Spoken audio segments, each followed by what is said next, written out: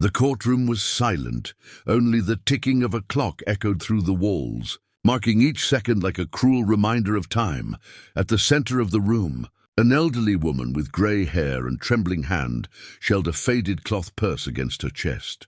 Her name was Mrs. Helena, a widow, a retired seamstress, with the weary eyes of someone who had carried the world on her back.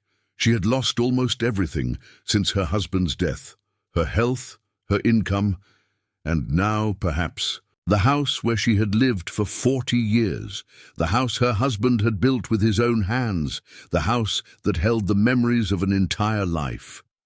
In front of her sat the bank's attorney, smirking slightly, Mr. Marcelo Farias, young, well-dressed, with an expensive suit and cold eyes, the kind of man who measures people by numbers, not by their stories.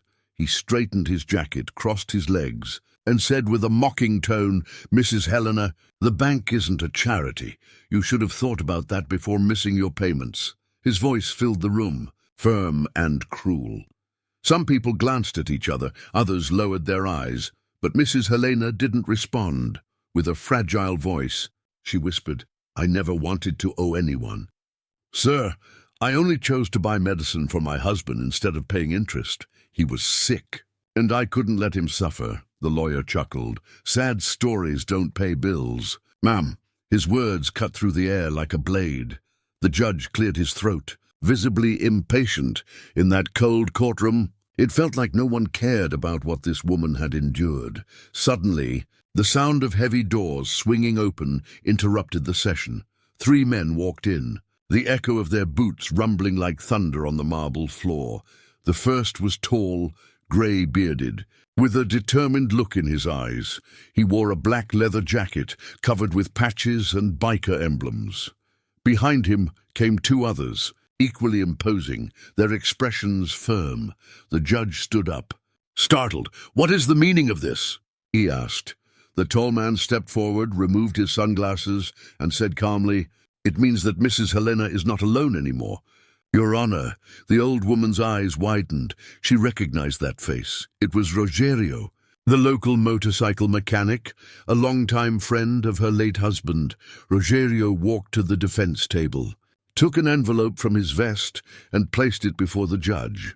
The lawyer raised an eyebrow, annoyed. "And what's this supposed to be?" Rogerio met his gaze firmly. "That's the full payment. Every cent with interest, fees, and a little bit of dignity." The lawyer gave a nervous laugh. "You must be joking." Rogerio crossed his arms. "I don't joke about serious matters. This woman and her husband helped me years ago when I had nothing. If it weren't for them, I wouldn't even be alive." The judge, curious, opened the envelope. Inside were transfer receipts, bank slips, and a handwritten letter, signed by more than 50 people. Bikers from all over the city who had joined forces in just a few days to raise the money and save Mrs. Helena's home. For a moment, the courtroom was completely silent. Everyone stared at Rogerio, standing tall, and at Mrs. Helena, crying quietly in disbelief. The judge cleared his throat, visibly moved. "I see that the payment fully covers all debts. Therefore, this case is dismissed. The house remains in Mrs. Helena's name." The elderly woman covered her face with her hands and began to sob, not from sadness, but from relief. Rogerio approached her, holding her hands gently. "I promised your husband that I'd look after you if you ever needed help. Promise made, promise kept."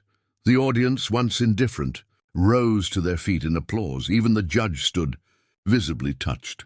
The lawyer, pale and embarrassed, gathered his papers and hurried out without a word. Mrs. Helena hugged Rogerio tightly. "I don't know how to thank you." He smiled.